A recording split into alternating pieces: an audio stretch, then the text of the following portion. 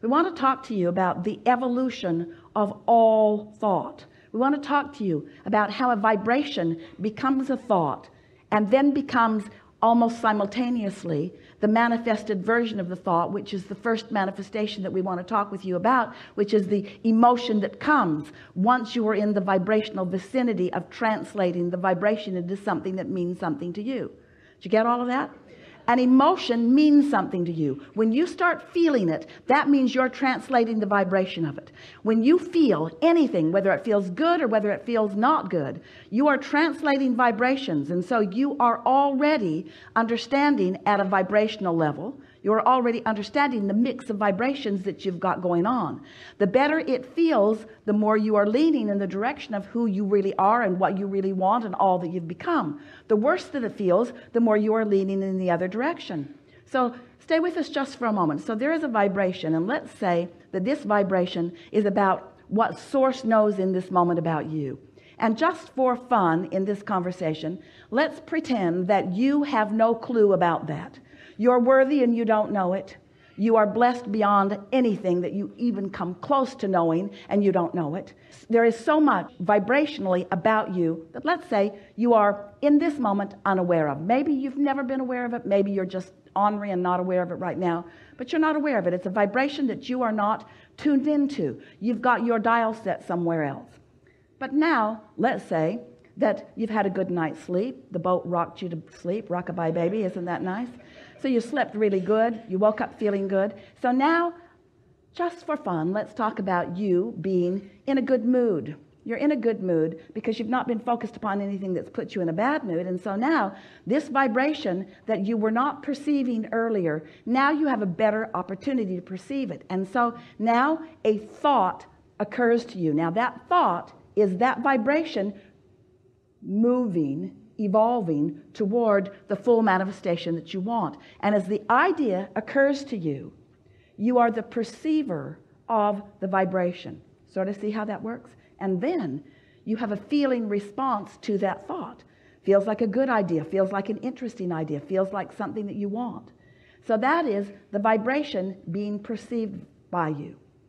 So unless you do something to change the momentum of this vibration will become stronger. It will become more, which means it will become more discernible by you, provided you stay on the vibrational wavelength of it. So let's say you've meditated for a while. Let's say you've quieted your mind. Let's say you've quieted your mind so you've stopped thought, which means you've stopped all resistant thought. So you are right up to speed with the vibration of the source within you. So now, as source knows something, you know it too, just for a moment. You catch that glimpse of it. And unless you say, where'd that come from? That was weird, and talk yourself out of it, you are a perceiver of what source knows about things that matter to you. And so if you don't do anything to add resistance to the equation that is happening because of what you're focused upon, law of attraction will cause that thought to become more. But the more important thing that is happening is you are becoming a more sensitive translator of that thought, until that thought, that vibration, which then became a thought, which then you translated into emotion, now begins to translate into rendezvous with others. It translates into stronger ideas that flow forth from your own mind. It translates into other people that you're meeting. It begins to translate into the full blossoming of anything and everything you want. There is nothing that exists in your desire that you cannot fully manifest. Nothing. If this time-space reality has the wherewithal to inspire the desire within you, you have the ability to translate it. But before you can begin to do that, you have to accept that you are a perceiver of the vibration. And that's where so many of you get tripped up, because you look around and you don't even realize that you've been perceiving, and you look around at this world which is full of stuff and others doing all kinds of things. And so you think it is more tangible than it is, and you think it's more about action than it is. Most of you have missed the point altogether. You don't understand that you are a vibrational being in a vibrational universe. But once you accept that, and you accept that you have little by little, some even before you got into this physical body, created a vibrational reality that exists in fullness, and that it is so close to manifesting in your experience if you would just begin to tune yourself to it. So all that we just said to you just now translates into something that's very simple. You just got to care about how you feel. You got to care enough about how you feel that in the early subtle stages of a thought not feeling so good, or of a thought being clear and you having clarity, and then you beginning to feel it getting a weaker and weaker signal because you are introducing static to the equation.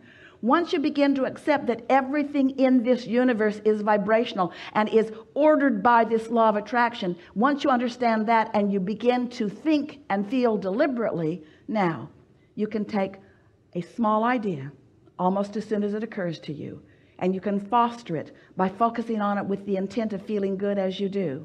And you can watch it blossom right before your eyes into things that most people would call magical. It isn't magical. It is just a conscious, deliberate utilization of the laws of the universe and the guidance system that you were born with in order to hold yourself in a vibrational frequency pattern enough that you can begin to perceive as you are meant to perceive, you see.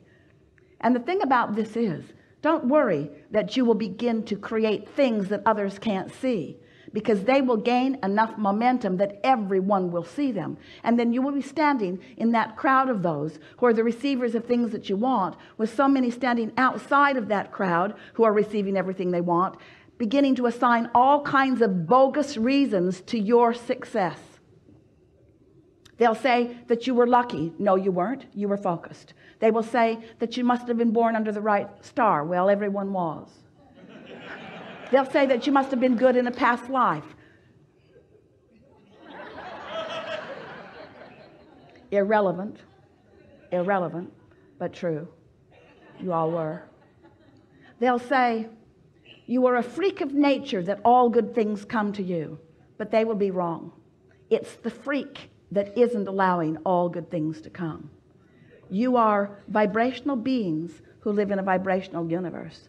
And we think that it's time for you to accept your vibrational nature and learn to use the tool, the emotional guidance tool that you were born with, that lets you tune yourself deliberately to the frequency that allows you to perceive the life that you want to live, you see.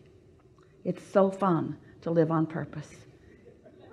And while so many people are doing all right, living by default, because there's enough good stuff around to observe, to hope for, and to dream for, most of all, what we desire for you is the freedom that comes only when you gain control of your own vibration. That's the freedom that you want. The freedom to feel as good as you mean to feel, no matter what's going on anywhere around you, you see. So almost everyone is offering their vibration in response to what they are observing. Almost everyone is living a rather conditional love experience. And we want to say to you that in most cases you are looking for love in all the wrong places, because where it is in the harmonics between you and you. The relationship that you must foster, the relationship that you were born knowing about, is the relationship between the source and you here in your physical body, between that inner being part of you. Some refer it to you as your soul. We call it your inner being, but it is that source energy. It's that expanded version of you that has been expanding even today with different things that you've been thinking about and experiencing. So as you are seeking relationship with that relationship first, if the relationship between you and who you really are is primary to you, if feeling good matters most to you, then everything else will fall into place. Most humans who you know and most humans who you are living a rather conditional response to life.